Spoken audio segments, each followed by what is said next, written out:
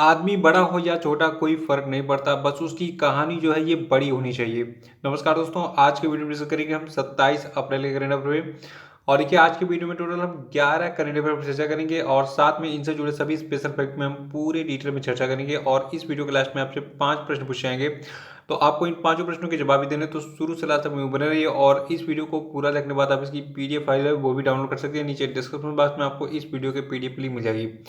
और अगर आप इस चैनल पर नए हैं तो चैनल को भी सब्सक्राइब जरूर कर लीजिएगा और साथ में बेल आइकन प्रेस कर दीजिएगा और वीडियो को लाइक करके इसके लिंक को कॉपी करके जो है सभी टेलीग्राम और व्हाट्सएप ग्रुप में शेयर भी करिएगा ताकि और भी स्टूडेंट इस वीडियो को देख के इससे लाभ सके। तो चलिए शुरू करते हैं आज के करंट अफेयर को लेकर। सबसे पहले बात कर लेते हैं कल के करंट अफेयर पूछे गए सभी क्वेश्चन अपडेट के सही उत्तरों की। देखिए कल क्वेश्चन अपडेट का पहला प्रश्न था कि राष्ट्रीय पंचायती राज दिवस किस तिथि को मनाया जाता है। तो देखिए ये तिथि है 24 अप्रैल। और दूसरा था कि शांति के लिए बहुपक्षीयता एवं कूटनीति हेतु अंतर्राष्ट्रीय दिवस किस तिथि को मनाया गया। तो देखिए ये तिथि आपकी है 24 अप्रैल ही। और तीसरा था कि वर्ल्ड गेम्स का जो 11वां संस्करण है ये किस देश में आयोजित होगा। तो देखिए इसका आयोजन अमेरिका में किया जाएगा।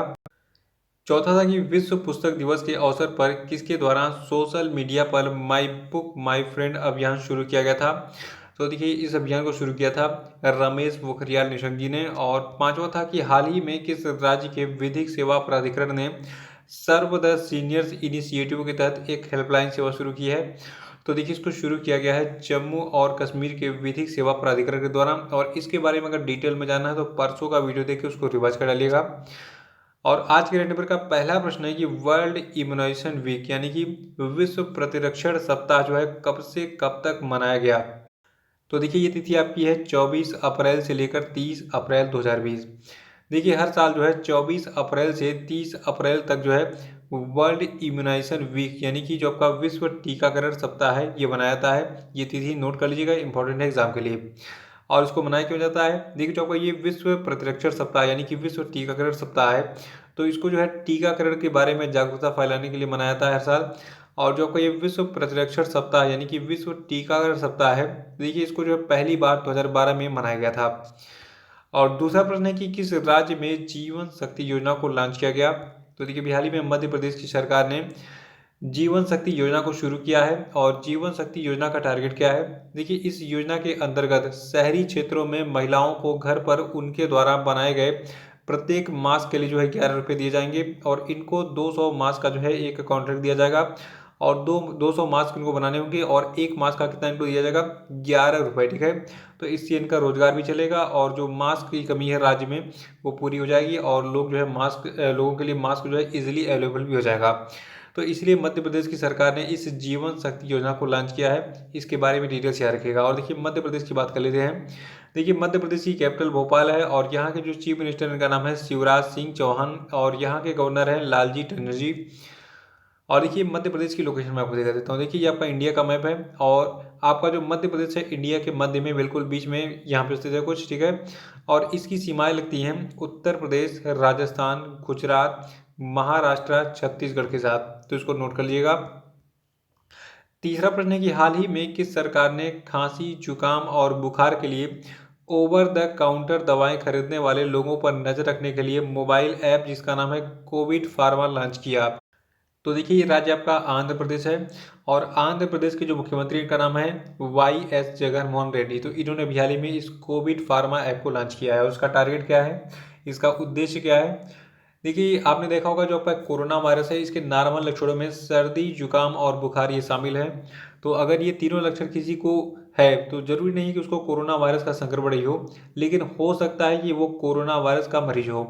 तो सरकार चाहती है कि जो आपका ये कोविड फार्मा ऐप है तो अब जितने भी लोग फार्मेसी की दुकानों पे जाएंगे जिनको सर्दी, खांसी और जुकाम बुखार होगा, ठीक है, इसकी दवा खरीदेंगे तो उनकी जो डिटेल्स है इस कोविड फार्मा ऐप में फीड की जाएगी। उनका नाम, मोबाइल नंबर और उनका प्लेस कहाँ पे वो रहते हैं, ताकि अगर वो कोरोना वायरस के संदिग्ध हों तो उनको तुरंत पकड़ के और उनको क्वारंटीन किया जाए और देखा जाए अगर ये मतलब उनका टेस्ट वगैरह किया जाए, देखा जाएगा ये कोरोना वायरस का लक्षण है या फिर नॉर्मल इनको ऐसे ही सर्दी, जुकाम और बुखार है।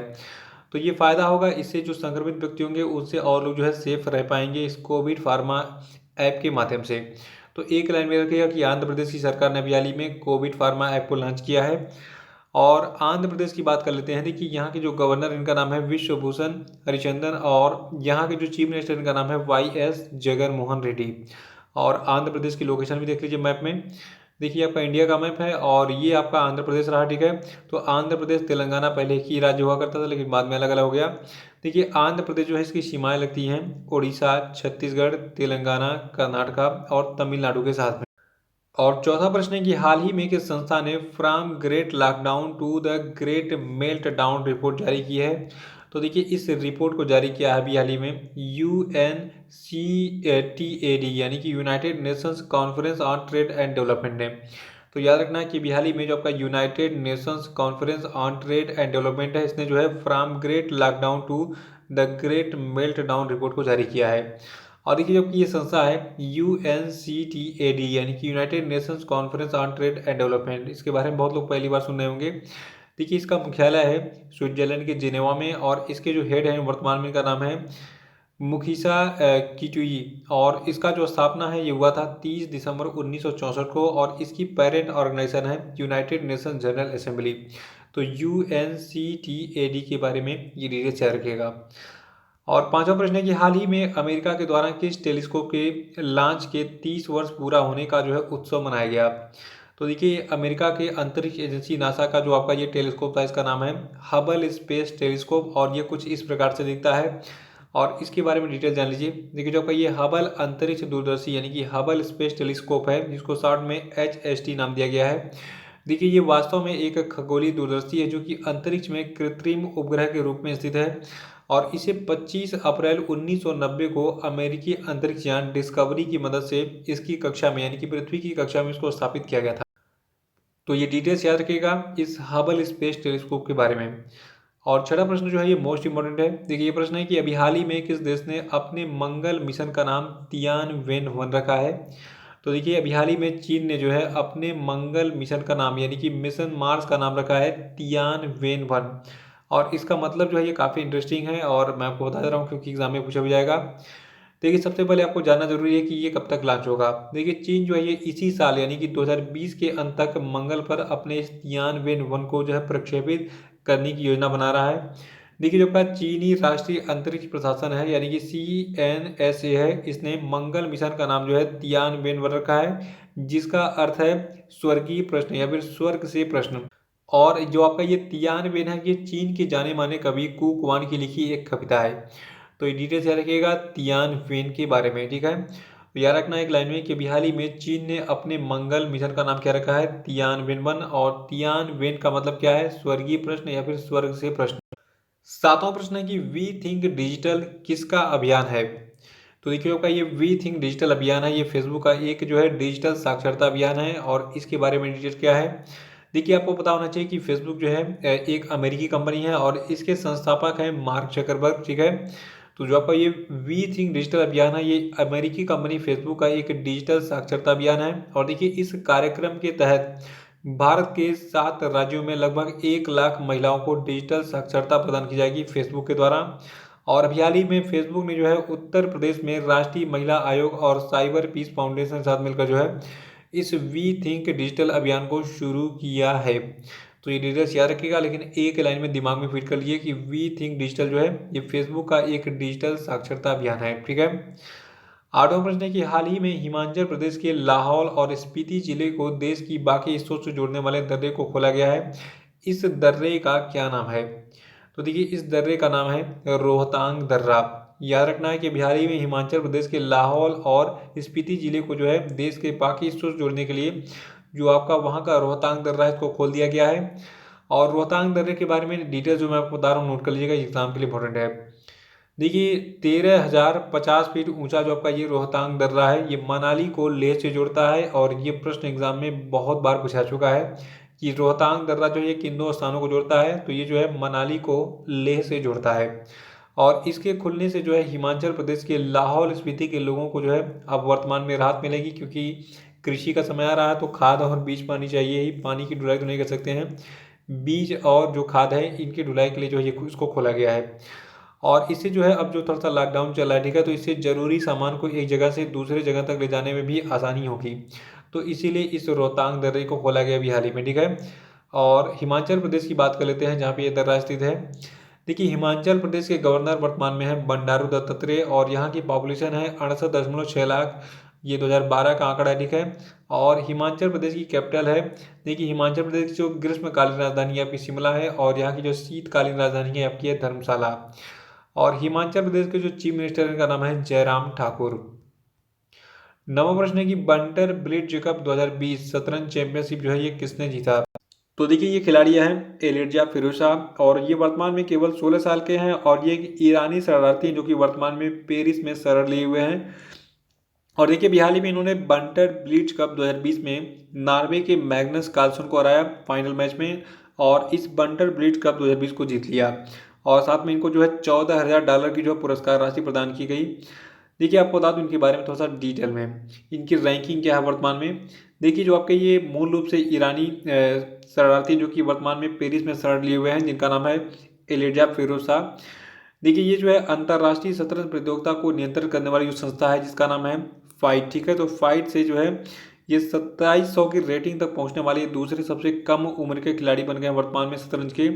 और ये वर्ल्ड रैंकिंग में वर्तमान में 21वें स्थान पर है। तो ये चीज़ें नोट कर लीजिएगा। और 10वां प्रश्न है कि हाल ही में किस राज्य से राज्यसभा सांसद रहे वसंत दास का निधन हो गया।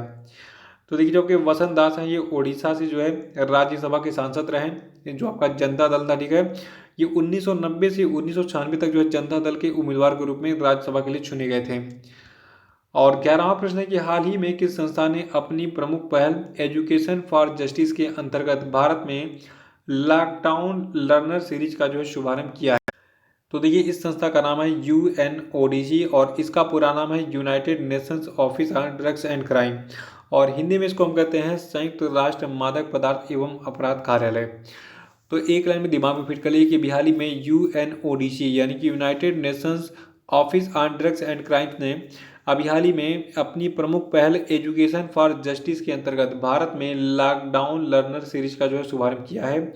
और इसका खास बात क्या है इसकी, देखिए जो आपका ये लॉकडाउन लर्नर सीरीज है ये भारत में जो आपके टीचर्स यानी कि शिक्षक हैं और जो स्टूडेंट यानी कि छात्र हैं तो उन दोनों के साथ जो है ऑनलाइन संवादों के लिए जो है शुरू किया इसने इस लॉकडाउन लर्नर सीरीज को। और बात करें अगर United Nations office on drugs and crime की तो देखिए इसका मुख्यालय है ऑस्ट्रिया की वियना में और इसकी स्थापना 1997 में की गई थी।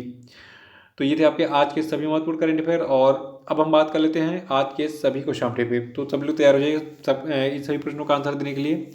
देखिए आपके लिए पहला प्रश्न है कि इंटरनेशनल डेलीगेट्स डे यानी कि अंतर्राष्ट्रीय प्रतिनिधि दिवस जो है ये किस तिथि को मनाया जाता है, इसका आंसर बताइए।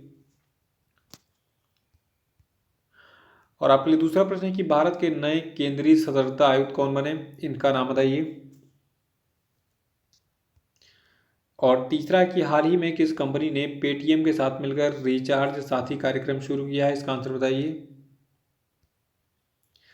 चौथा कि किस देश के पूर्व क्रिकेटर ग्रीम वाटसन का निधन हो गया, आंसर बताइए। पांचवा आपके लिए कि कौन सा राज्य वर्चुअल कोर्ट के जरिए अदालतों में सुनवाई शुरू करने वाला भारत का पहला राज्य बन गया है, इसका आंसर बताइए। तो इसी प्रश्न के साथ आज का करंट अफेयर समाप्त होता है। कल फिर मिलेंगे कल के करंट अफेयर। वीडियो को लाइक करके इसको शेयर कर दीजिएगा और जो लोग नए हैं वो चैनल को सब्सक्राइब जरूर कर लेंगे। और नीचे टेलीग्राम चैनल की, व्हाट्सएप की और फेसबुक की लिंक आपको मिलेगी, वहाँ पे क्लिक कीजिए, इन सबको ज्वाइन भी कर लीजिए। तो इसी के साथ बहुत बहुत धन्यवाद। Thank you and have a nice day.